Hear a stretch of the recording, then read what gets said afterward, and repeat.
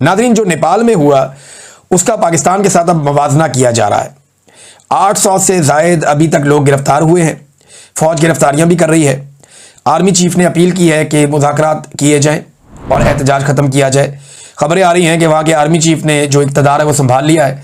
नेपालियों को जितना उन्होंने पहले ज़ोर लगाया वज़ीर आज़म को और बाकी काबीना को निकालने के लिए, उससे ज़्यादा ज़ोर लगाना चाहिए आर्मी चीफ को टिकाने लगाने के लिए, इसको हटाने के लिए बीच में से। उसकी वजह यह है कि ये बंदा अगर वहाँ बैठ गया आके डिक्टेटर, तो नेपाली पहले से ज़्यादा तंग हो जाएंगे। उन्हें पाकिस्तान के तजर्बात से फ़ायदा उठाना चाहिए और उससे सीखना चाहिए कि डिक्टेटर आते तो ऐसे ही होते हैं कि जनाब हालात बहुत ख़राब है, मुल्क संभालने में आया हूँ, फिर ये टिक कर बैठ जाते हैं और फिर किसी को कुछ नहीं मिलता और अवाम भी रुल जाती है। एक साबिक वज़ीर आज़म है नेपाल का, उसकी बीवी राज लक्ष्मी चित्राकार, ये जनाब जल के जाबाक हो गई है, मर गई ये भी। तो ये औरत अपने घर के अंदर मौजूद थी, एक साबिक वज़ीर आज़म की बीवी है, उस घर को आग लगी, ये वहाँ से बच नहीं सकी, ये वहाँ पे मर गई। आमिर मुगल साहब ने एक बड़ा इंटरेस्टिंग इसका मवाजना किया है। इन्होंने कहा जी कि पाकिस्तान की कुल आबादी 25 करोड़ है, जबकि कुल मुसल्लह फोर्सेज, फौज और पुलिस वगैरह सारे मिला के, पहला मिलिट्री सब, इनकी तादाद 17 लाख है, यानी कि हर 147 अफराद के ऊपर एक एहलकार है।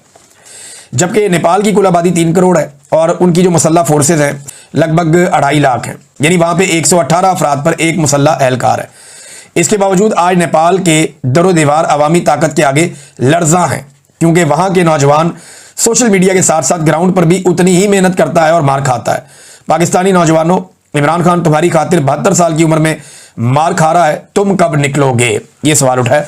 बहुत सारे लोग कह रहे हैं जब तक पाकिस्तानी इस तरह नहीं निकलेंगे तब तक बात नहीं बनेगी। देखें, 4 मुल्कों में तो हमारे आसपास जो है वो दुर्गत बन गई हुक्मरानों की और जूतियां छोड़ के भागे सारे, श्रीलंका में, बांग्लादेश में, नेपाल में, अफगानिस्तान में।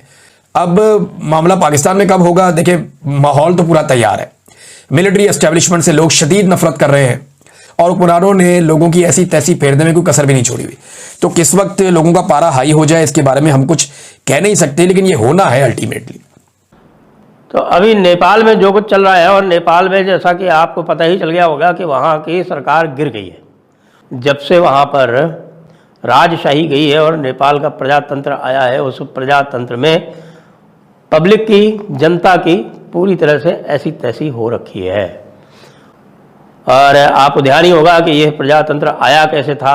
प्रजातंत्र लाने में बहुत सारे लोगों का उसमें षड्यंत्र था।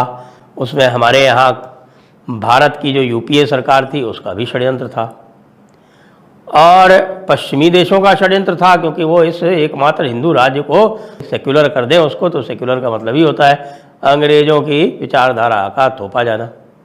फिर दूसरी तरफ चीन था, जो चीन भी चाहता था कि साहब कि ये कम्युनिस्ट सरकार आ जाए। अब ये आज जो हुआ है, इसको हटाया गया है, इसके पीछे लोग कह रहे हैं कि साहब कि ये 26 ऐप बंद करने की वजह से लोगों का जो अब ये गुस्सा फूटा है। ये जो सुप्रीम कोर्ट का केस है जिसके कारण ये कह रहे हैं कि ये ऐप्स बैन किए गए, ये केसेस 2020 से चल रहे हैं। 2-3 दिन पहले जो आदेश हुआ है जिसका इम्प्लीमेंटेशन किया है वो एक कंटेम्प्ट ऑफ कोर्ट का केस था, और कंटेम्प्ट ऑफ कोर्ट का केस दायर हुआ और उस कंटेम्प्ट ऑफ कोर्ट से बचने के लिए सरकार ने कहने के लिए ये कार्य किया है। सरकार चाहती तो ना भी करती, लेकिन इसमें निश्चित रूप से केपी शर्मा ओली का जो चीन प्रेम है, जो उनकी चीन परस्ती है, वो दिखाई पड़ गई और चीन परस्ती के कारण उन्होंने यह कार्य किया। जो जुलूस था या जो प्रदर्शन था वो हिंसक नहीं था, वो शांतिपूर्ण ही था, लेकिन फिर भी उनके ऊपर गोली चलाई गई और वो गोली चलाने से फिर माहौल भड़क गया और बिल्कुल आउट ऑफ कंट्रोल हो गया। सरकार का कहना है कि वो गोली सरकार ने नहीं चलाई, वो गोली में कह रहे हैं कि साहब आईएसआई और जमात के लोग उसमें घुस गए थे। यार ये आईएसआई और जमात के लोग यहाँ कर क्या रहे हैं? आईएसआई और जमात के लोगों को इतना उपकृत और इतना बढ़ावा किसने दिया? इस सरकार ने क्यों दिया? और इस सरकार के फेवर में आके इन लोगों ने गोली क्यों चलाई? ये चीन को बचाना चाहते थे, चीन परस्त सरकार को बचाना चाहते थे, ये चीन का प्रभाव कायम रखना चाहते थे, क्या करना चाहते थे? वैसे जहाँ तक भारत का प्रश्न है, भारत के तो मुझे लगता है दोनों हाथों में लड्डू।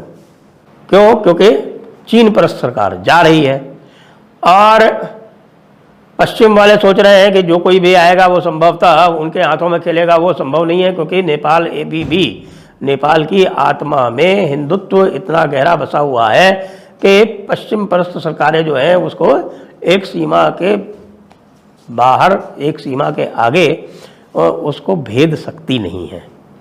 तो इसलिए भाई हम तो ये कह रहे हैं कि भारत वालों से कि हम तो जो नेपाल की जनता है, हम तो जनता के साथ में है, और नेपाल की जनता सदैव भारत के साथ अपना रिश्ता निभाती रही है। आज की इस लेटेस्ट वीडियो को, जिसमें अभी जो नेपाल के अंदर अनरेस्ट हुआ, जिसमें नेपाल का जो मौजूदा सरकार था, ओली गवर्नमेंट, उसका सफाया हो गया, जिसके बाद पाकिस्तानी मीडिया के अंदर यह डिस्कशन और घबराहट फैली है कि कहीं पाकिस्तान के अंदर भी कुछ ऐसा ना हो जाए। और उसकी वजह यह भी है कि अभी जो पाकिस्तान के अंदर सिचुएशन है, तो बिल्कुल जो बांग्लादेश के अंदर हुआ, नेपाल के अंदर हुआ, कुछ ऐसा हो सकता है। हालांकि अगर यहाँ भारत में देखा जाए तो यहाँ पर भी कई लोगों का यही सपना है कि भारत में भी कुछ ऐसी तख्तापलट हो, जिसकी शायद कोशिशें भी कई बार की गई है, लेकिन वो भारत में सफल नहीं हो सका। और उसका जो ऑब्वियस रीज़न है कि भारत एक बहुत बड़ा देश है, जिसमें कई सारे इतने स्टेट्स हैं जो कि अपने आप में दुनिया के कई देशों के बराबर हैं, और हर स्टेट के पास अपनी शक्ति है, फिर उन सबको बाइंड करती है सेंट्रल गवर्नमेंट। और ऑफ कोर्स भारत का जो कल्चर है और फिलॉसफी है। हालांकि ये भी देखने वाली बात है कि इसी भारत की कल्चर को, फिलॉसफी को और भारत की जो एकजुटता है उसको तोड़ने के लिए अभी भी कोशिशें की जा रही है, चाहे वो कास्ट को लेकर के हो, चाहे वो कोई खालिस्तान के नाम पे करे। दोस्तों आइए देखते हैं आज की इस वीडियो को। जबकि जनूबी एशिया में नेपाल की हुकूमत गिर चुकी है। नेपाल में अवाम ने हुकूमत का तख्ता उलट दिया है। नेपाली वजीर आजम इस्तीफा देकर हेलीकॉप्टर में फरार होने में कामयाब। अगर अतराफ में नजर डालें तो नेपाल में बिल्कुल एक नया मंजरनामा हो गया, जहां साल पुरानी हुकूमत का किस अंदाज से तख्ता उल्टा, पार्लियामेंट को आग लगा दी, सुप्रीम कोर्ट को आग लगा दी मुजाहिरीन ने। अभी हम नेपाल के देख रहे हैं, जो सिचुएशन देख रहे हैं, तो पाकिस्तान, अब मामला पाकिस्तान में कब होगा, देखिए माहौल तो पूरा तैयार है। जो बड़ा एक ये पढ़ने वाला है और ये स्टडी करने वाला है नेपाल के। नेपाल में क्या था? करप्शन थी, लूटमार थी, चंदशाही खानदानों की हुक्मरानियां थी, हर जगह बेरोजगारी थी। देखिए ये एक ऑब्वियसली इसकी बड़ी अहमियत है, और जो नेपाल के अंदर हुआ वो आपको भी पता है, मुझे एक तो रूलिंग एलीट से लोग तंग, ऊपर से करप्शन, मिस गवर्नेंस के ऊपर जिस तरह उन्होंने सड़कों पे घसीटा है, मारा है फाइनेंस मिनिस्टर को भी। लेकिन जो सहाफत के नाम पे यहाँ पे होता है, मेरे ख्याल में उसमें हम सबको भी देखने की जरूरत है।